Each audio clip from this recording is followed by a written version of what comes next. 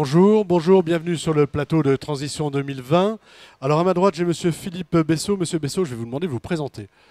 Oui, bonjour. Donc, je suis animateur bois énergie et ressources au sein d'Atlanbois. Atlanbois qui est l'interprofession des Pays de la Loire. Et donc, voilà, je m'occupe Vous vous occupez de bois énergie et de ressources. du bois énergie sur l'accompagnement de projets et la ressource aussi pour travailler avec l'ensemble de la filière sur cette thématique. Sur cette thématique. À votre droite, Monsieur François-Xavier Dubois. Je vais vous demander également de vous présenter. Bonjour, moi je suis le directeur du Centre régional de la propriété forestière pour les Pays de la Loire. Et donc j'aurai la redoutable responsabilité de parler de la forêt privée française, parce que c'est la caractéristique de cet établissement, c'est que nous sommes un établissement public qui est chargé de l'animation de la forêt privée. Et donc c'est à ce titre-là que je m'exprimerai en laissant le champ libre quand même sur le peuplier à votre voisin, Monsieur Drouin. Alors Monsieur Drouin, vous représentez le peuplier, mais pas seulement. Voilà, je suis d'abord co-dirigeant d'une entreprise de fabrique de contreplaqué dans la Sarthe. Nous fabriquons également des emballages industriels et des usinages de panneaux à partir de nos panneaux de contreplaqué. Je suis vice-président du Conseil national du peuplier, qui est une interprofession nationale sur l'essence peuplier. Et puis je suis président de l'Union régionale des scieurs et exploitants forestiers des Pays de la Loire. C'est-à-dire c'est l'antenne régionale de la Fédération nationale du bois. D'accord. Alors, on va commencer par vous, Monsieur Bessot, et avec vous trois, on va se poser la question de savoir où en a la ressource. Moi, ça fait 3 jours que je suis là, ça fait 3 jours que j'entends dans tous les domaines, que ce soit le bois énergie, l'emballage, la construction, qu'il faut mettre le curseur beaucoup plus haut. Donc, il va falloir aller chercher de la ressource. Aujourd'hui, dans les Pays de la Loire, la ressource, elle en est où? Si on se prend aujourd'hui, et on se projettera un petit peu plus dans l'avenir tout à l'heure. Voilà. Aujourd'hui, en fait, on va dire la ressource, ça se détermine selon différents critères. Aujourd'hui, voilà, on sait à peu près ce qui se produit en forêt, même si c'est des chiffres qui sont très très contestables et très très très variants. Et on sait ce qui est récolté. Et bon, au niveau du Pays de la Loire comme au niveau national, les chiffres qu'on indique sont qu'on récolte que 50% de cette ressource-là.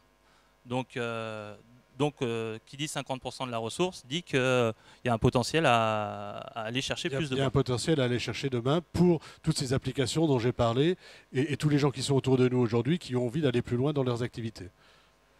Monsieur Dubois, là on vient de parler donc des pays de la Loire.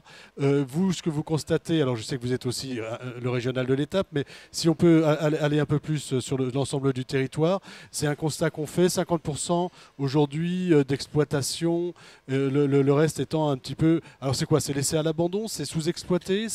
Non, alors il faudrait vraiment tomber dans le détail autour de ce chiffre de 50%, parce qu'il s'agit de 50% de l'accroissement de la forêt.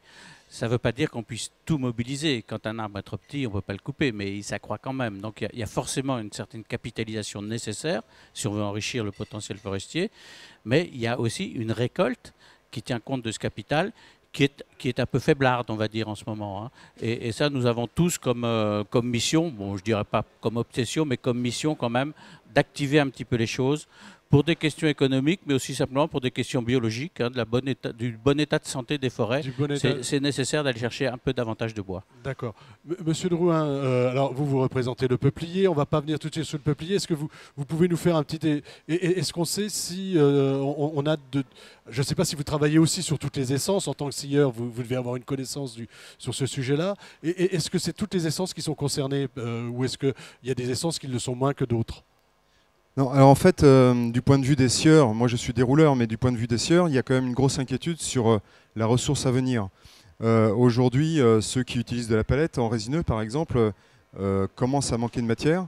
Il y a une concurrence importante des exportations, notamment vers l'Asie du Sud-Est, Vietnam, Chine, etc. Donc c'est une concurrence qui nous inquiète beaucoup, parce que forcément c'est un manque de matières premières pour les industries françaises. C'est des bois qui partent. Hein, c'est des bois qui partent. Et globalement, une ressource, je dirais, en qualité qui est en train de baisser. Donc en résineux, en chêne, on commence à avoir aussi des difficultés d'approvisionnement. Et puis en peuplier, le problème, il n'est pas encore net au niveau du manque de bois, mais il va le devenir d'ici 4 à 5 ans, peut-être même plus tôt. D'accord. Donc vous êtes pas très optimiste finalement, ou alors qu'est-ce qu'il faudrait faire pour que ça change, pour que ça évolue? Alors, on le disait tout à l'heure, il va falloir mobiliser plus les bois en ce qui concerne effectivement les résineux et les bois feuillus tels que le chêne ou le hêtre. Pour le peuplier, on est sur un modèle complètement différent, parce que le peuplier, ce sont des investisseurs qui vont investir dans une parcelle nue en général, ou de replantation.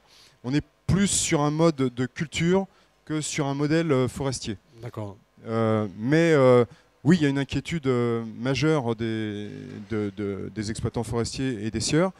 Et nous, ce qu'on propose, c'est que pour remplacer le Fonds forestier national, qui était une aide à l'investissement forestier et qui s'est arrêté dans les années 2000, qu'il y ait un investissement aujourd'hui, peut-être des conseillers régionaux, voire des conseillers généraux, pour aider les propriétaires forestiers à reboiser, sachant que ces propriétaires forestiers, ils n'auront en fait le bénéfice de leur investissement que dans 20, 50 ou 100 ans en ce qui concerne le chêne. Voilà. Et aujourd'hui, où tout est immédiat, c'est pas aussi évident que ça. Voilà. Aujourd'hui, c'est vrai que l'argent, on veut en disposer tout de suite. Le mode de vie a changé. On n'est plus forcément dans un mode de vie patrimonial. On va plutôt dépenser l'argent lorsqu'on l'a en voyage ou autre chose. Monsieur Dubois, la forêt, alors un peu en vous provoquant, mais est-ce que la forêt est bien gérée? C'est quoi une bonne gestion des forêts? Alors, la deuxième question est plus facile que la première.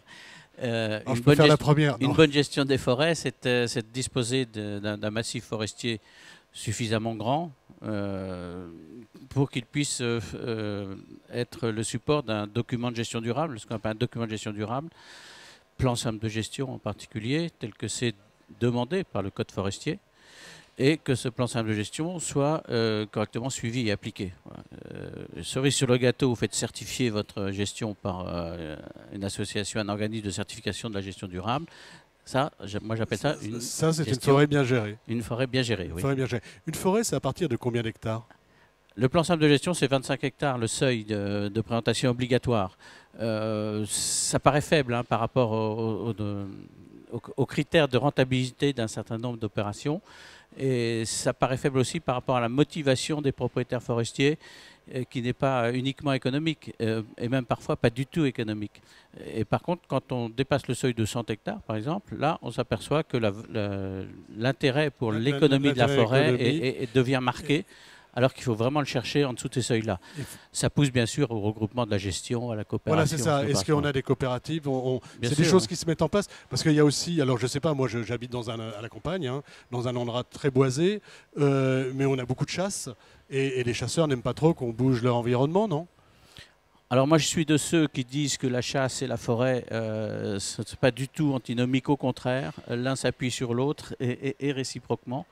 Et bon, on a vraiment une très très grande quantité d'exemples pour le démontrer. C'est possible. Oui. Okay. Alors, dans les pays de la Loire, qu'est-ce qu'on met en place? Qu'est-ce que vous mettez en place à votre niveau, à Atlan-Blois, pour à la fois gérer la ressource et voir ce qu'on pourra faire ensuite dans l'avenir? Parce qu'on va se poser maintenant la question de savoir si on a assez de ressources, et on a vu que ce n'était pas aussi évident que ça, pour demain. Dans les pays de la Loire, on est en train de mettre en place ce qu'on appelle ce qui pourrait être une charte, qui pourrait s'appeler Ensemble, mobilisons la forêt pour l'avenir. En fait, c'est vraiment une action de filière où en fait, on travaille ensemble pour déjà établir l'état des lieux de notre forêt, bien comprendre où sont les freins à la mobilisation, pourquoi tout le monde n'est pas sous document de gestion. Donc on le sait très bien, lié aux petites propriétés.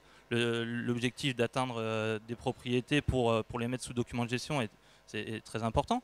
Et finalement, partant de ce constat et puis discutant avec l'ensemble des personnes de la filière, ça va nous permettre de mettre en place ensemble déjà un cadre d'action sur la forêt.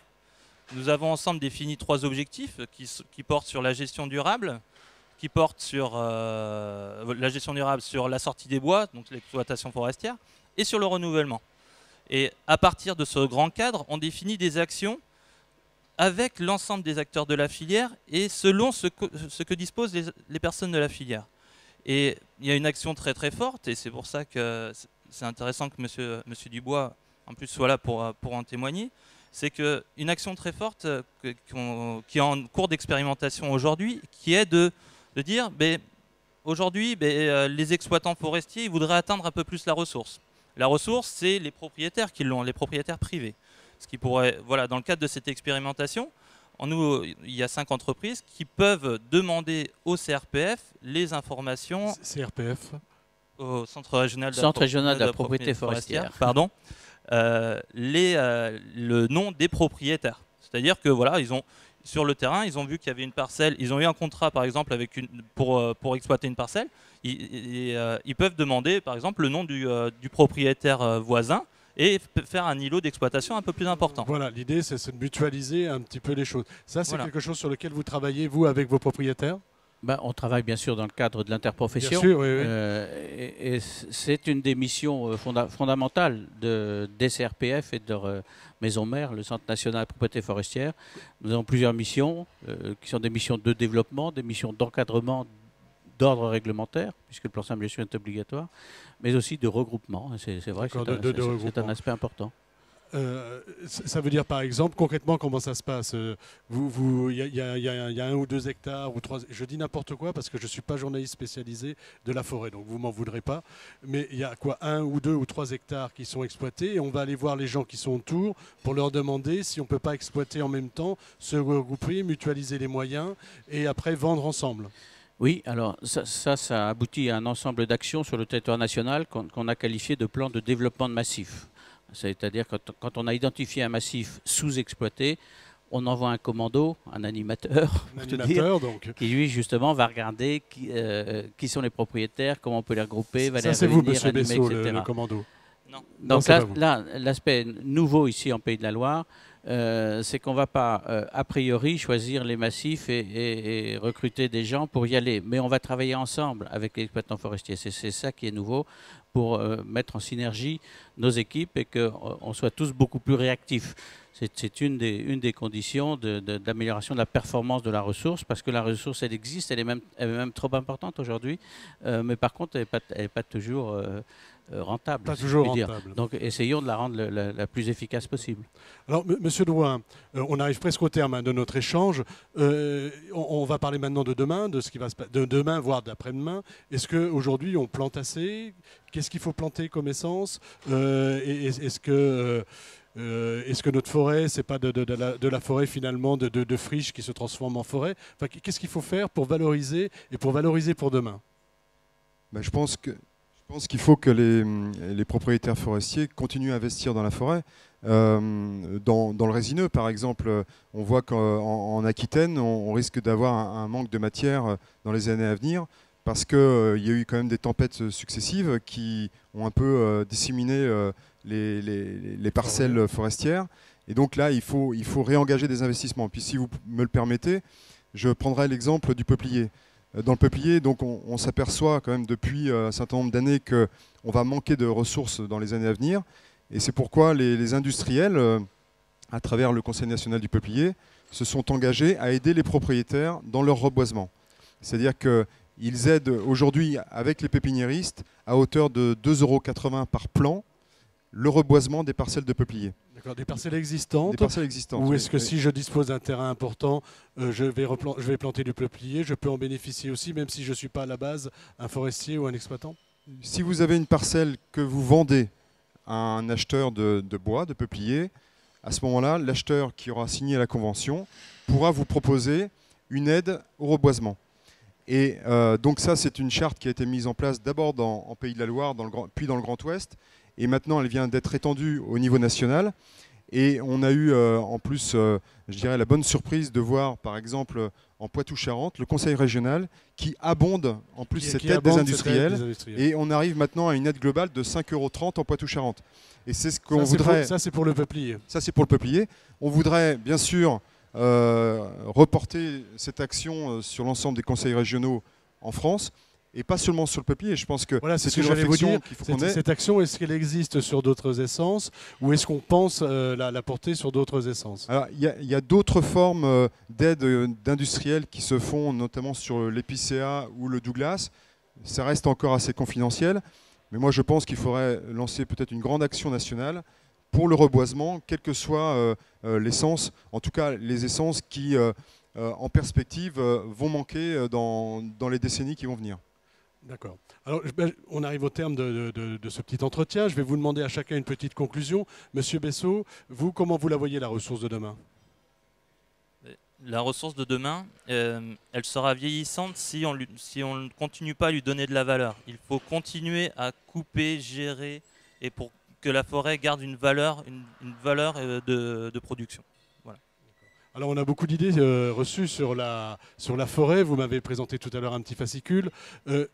Qu'est-ce que ça veut dire? On peut couper du bois sans que ça nuise à la forêt, sans que ça nuise à tout le monde. Enfin, quelles sont les idées reçues les plus reçues, j'allais dire?